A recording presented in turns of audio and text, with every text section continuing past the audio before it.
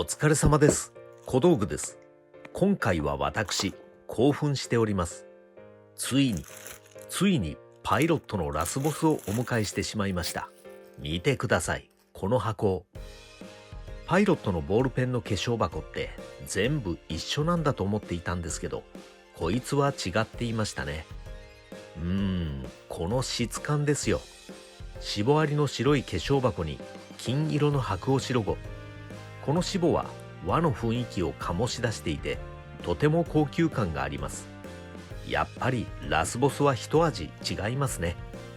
さて、こちらのパイロット油性ボールペンと表示された絵の具入れのような箱なんですけど、実はペンが入っているんですよ。開けてみましょう。こちらにはボールペンと取扱説明書などが入っていました。後で見てみます。では、本命の箱を開けてみましょ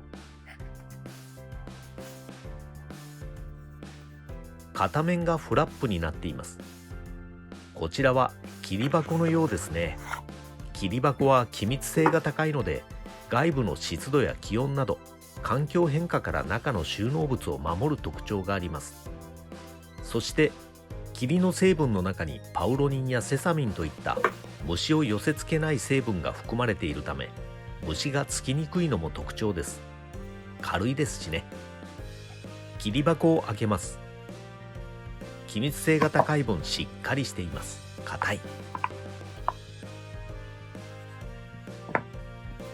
蓋の内側のスポンジを取り出すと、パイロットのロゴが印字されていました。このスポンジは商品を保護するためのものですね。こちらは取扱説明書。これは安っぽいよ。商品の世界観に合っていませんね。台無しです。なんとかしてほしい。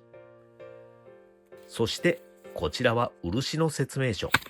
漆製品の取扱方法やお手入れ方法などが日本語と英語で説明されています。裏面は漆についての説明書き。さて、お待たせしました。それではペンを取り出しましょう。改めまして、今回紹介するのはこちら、パイロットのラスボスカスタム漆ボールペンです。やっぱりこのペンにもブルーのあいつがついています。そう、滑らかアクロインキ搭載タグ。期待を裏切らないセンスですね。パイロットの会社規模、商品力、技術力には疑いの余地はないんですが、ブランディングのセンスは今一つと言わざるを得ません。商品の世界観を細部にまでわたってしっかり演出してほしいところ。本当に頼みます。さて、本来のあるべき場所にペンを戻しましょう。やば、これは高級感がありますね。こういうディスプレイにすると、ペンがラスボスのオーラをまといます。個人の感想です。改めまして、こちらのボールペンは現在パイロットのボールペンで最も高額なカスタム漆。価格は税込み49,500円です。ネットでは1万円くらい安く購入できますが、それでもなかなかの高額。年内にお迎えできれば良いと考えていたんですよ。うっかり衝動的にお迎えしてしまいました。エボナイトを削り出したボディにロイロ漆仕上げを施してあります。漆塗りのペンは初めてお迎えしました。一般的な漆塗りの商品は上塗り職人が漆を塗って乾いた状態で完成とする塗りたてと呼ばれる技法を用います。塗りたてでも十分艶やかで高度な技術が必要なんですが、さらにここから研いで磨く工程を何度も繰り返し、鏡面のように平らで豊かな光沢のある仕上げにする技法がロイロです。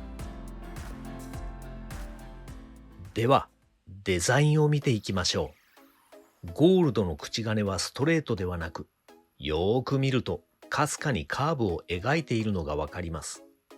口金の付け根あたりに装飾がありますね。ロイロ漆仕上げの軸。正直言ってカスタム74のアクリル樹脂との違いはよくわかりません。ツヤのあるぬめっとした漆黒です。センターリングにはカスタム漆、パイロットメイドインジャパンの刻印、文字に墨入れがされています。墨入れされているとかっこいいですよね。リングはダブルリング。そしてカスタム74と同じ雨だれクリップ。クリップ上部にはパイロットの刻印があります。転換はフラットではなく装飾が施されています。シンプルなデザインです。真横から見るとゴールドのリングが見えます。私は万年筆でいうベスト型のキャップトップが好きなんですよ。ダンディーな雰囲気を感じるんですよね。そして王道の仏壇カラーが落ち着きます。カスタム漆は本当に私の好みのサイズで手にしっくりきます。エボナイトの軸にロイロ漆仕上げってロマンが詰まっています。エボナイト軸なんで軽いのかなと思いきや意外としっかり重さがあるんです。ではスペックを見てみましょう。重量は 32g。 ほら、程よい重さがあります。これは嬉しい。次に長さを計測します。ペン先を出した状態での長さは 144.2 ミリ。ほぼ標準的な長さですが、気持ち長めです。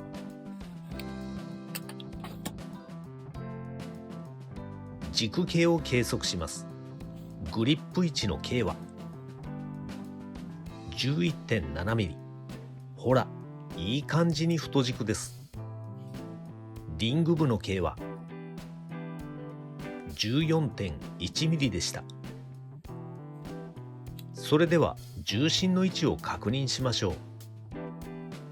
カスタム漆の重心位置はペン先から 72.4 ミリ。ほぼペンの中央に重心があります。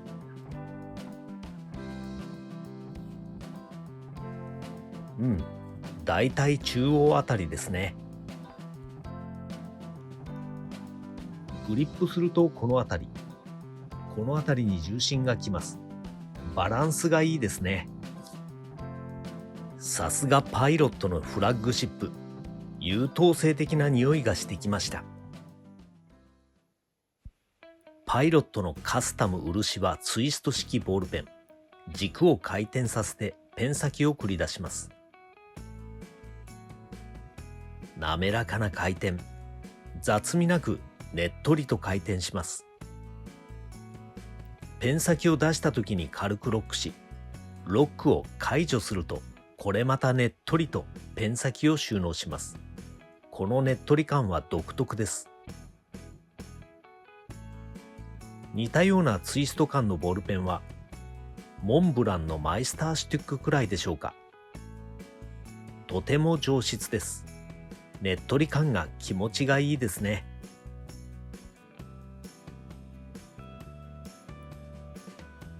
それではインクリフィルを見てみましょう。おお、こちらもねっとり回転します。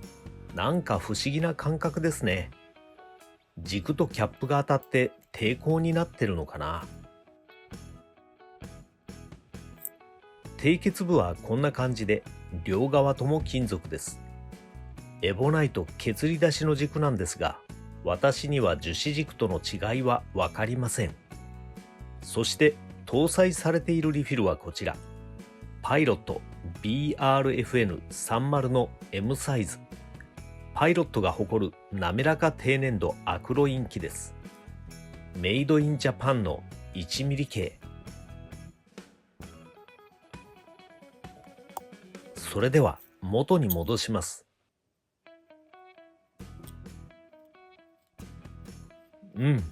上質な回転ですよ。いいですね。さて、それではパイロットのカスタム74と見比べてみましょう。センターリングはほとんど同じ。カスタム74も刻印に墨入れがされています。クリップも同じ雨だれクリップ。違うのは転換部ですね。カスタム74は万年筆でいうバランス型。カスタム漆はベスト型です。ボールペンではこういう表現はしないですけどね。口金は根元の部分の装飾が違います。漆の方が凝っていますね。サイズは漆の方が一回り大きくなっています。スペックを比較するとこんな感じでした。重さと軸径は漆の数値が大きく、キャップトップが丸い分、長さはカスタム74の方が長いですね。重心は漆の方が低重心でした。カスタム74も素晴らしいボールペンなんですけど、サイズはカスタム漆の方が私にはしっくりきます。カスタム74は税込み11,000円。カスタム漆は税込み49,500円です。見た目からはこの価格差は読み取れませんね。今度はカスタム円樹と見比べてみましょう。カスタム円樹と漆は同じくらいのサイズ。口金のデザインは同じですね。ただセンターリングとクリップの形状が異なっています。カスタム円樹の価格は税込み22,000円。決して安くはありませんが、漆の半額以下となっています。スペックを比較するとこんな感じ。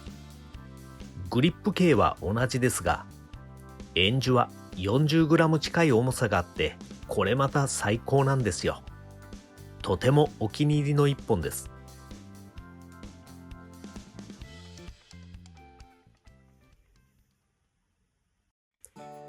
それでは筆記してみましょう。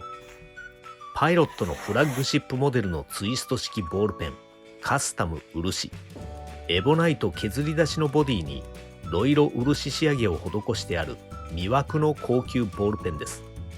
パイロットのカスタムシリーズは使う人の注文に応えるという意味から由来しています。1971年の誕生から書くという人の要求に応え続けるシリーズです。ロイロ漆仕上げの軸はしっとりと指に吸い付くような上質な持ち心地。ただ私ではアクリル樹脂との持ち心地の違いを感じ取ることができません。若干柔らかい気がするという程度です。アクロインキはやっぱりストレスなく筆記ができますね。パイロットのボールペンの最高峰、カスタム漆。32g の適度な重さと程よく太い 11.7mm のグリップ径、そしてバランスのいい重心。さすがパイロットですね。全く癖がないというか、付け入る隙がありません。誰もが使いやすい仕上がりになってるんじゃないでしょうか。価格以外は。変態的なペンを愛する私でも、このペンはとても気に入りました。先週と今週で延べ12時間くらいこのペンを使っていたんですけど、本当に書きやすく使いやすいボールペンです。普段使いにちょうどいいですね。これからゴリゴリ使っていこうと思います。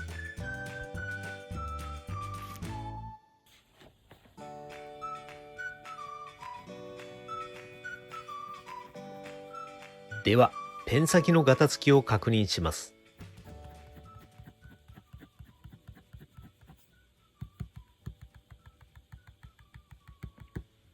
ガタつきません。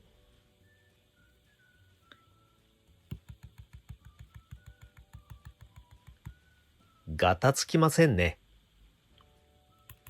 あ、この角度はちょっとガタつきます。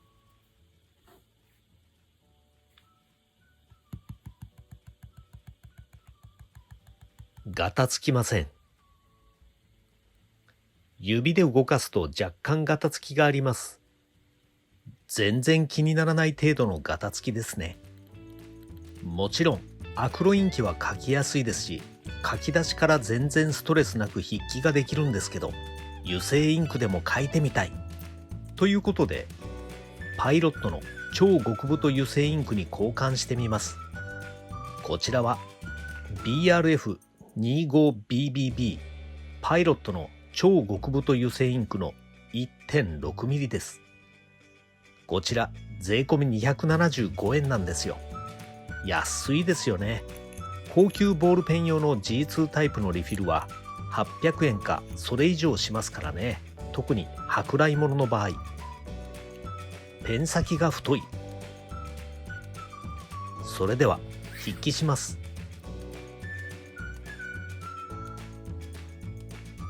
太い。そしてペン先がぬらぬらと紙の上を滑ります。ねっとり滑らかな書き味が気持ちがいいですね。1.6 ミリ径ですから小さな字は書くことができません。今はこんな感じでちまちま書いていますけど、本当はゆったりした気持ちで枠にとらわれず、紙面を大きく使ってゆったりと書くのがいいんですよね。丁寧に書くのもいいし、崩してシャシャッと書くのもいいと思います。自由に筆記を楽しむというのが粋なんですよ。たまにダマができますけど、そんなことは気にしません。私はこちらの油性インクの筆記感がすごく好きです。気持ちがいい。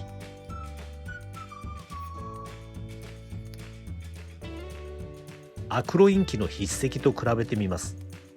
上が1ミリのアクロインキ、下が 1.6 ミリの油性インクです。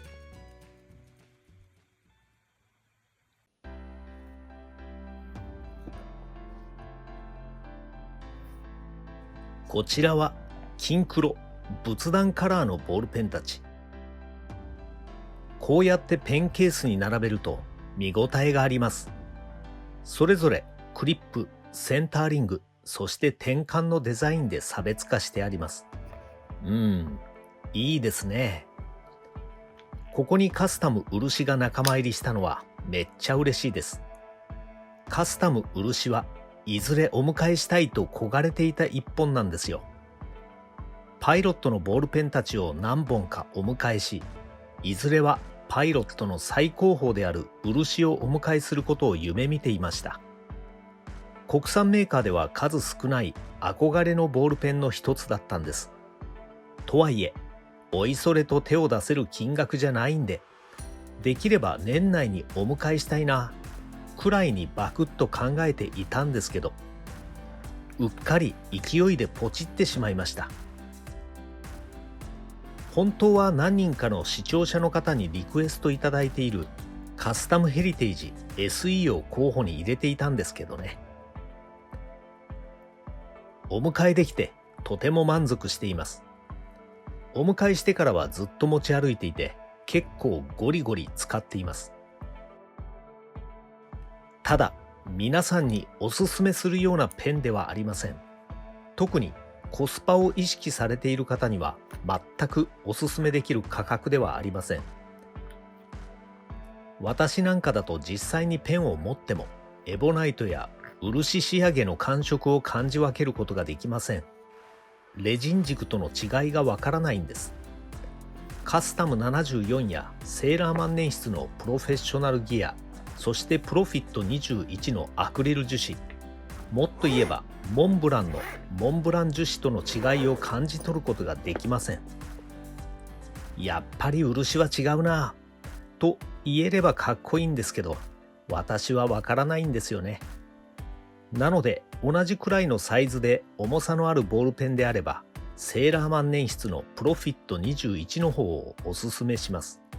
税込み12,100円ですし、私は素材とか製造工程とか職人の技術やブランドの歴史、そしてロマンに満足感を得るタイプなので、カスタム漆を使っているととても気持ちが上がります。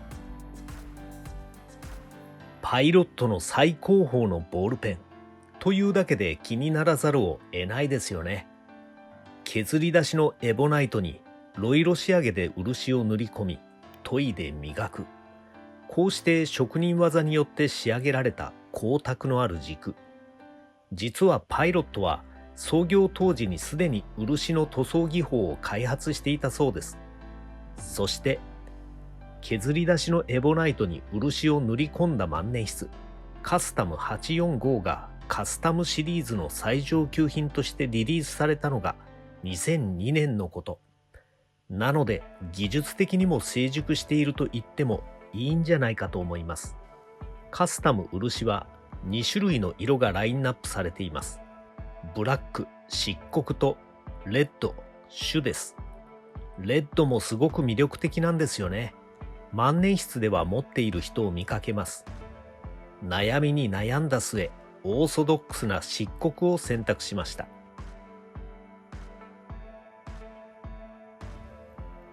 さて、今回の動画はいかがだったでしょうか。このチャンネルでは私の気持ちを上げてくれるボールペンを主観たっぷりに紹介しています。若い方に人気のあるペンはほとんど紹介することがありません。基本的にご紹介するボールペンはおすすめしておりません。高級ボールペンに興味のある方はぜひぜひチャンネル登録をお願いします。気軽にコメントを残していただけると嬉しいです。もしよかったら高評価もお願いします。それではまた次の動画でお会いしましょう。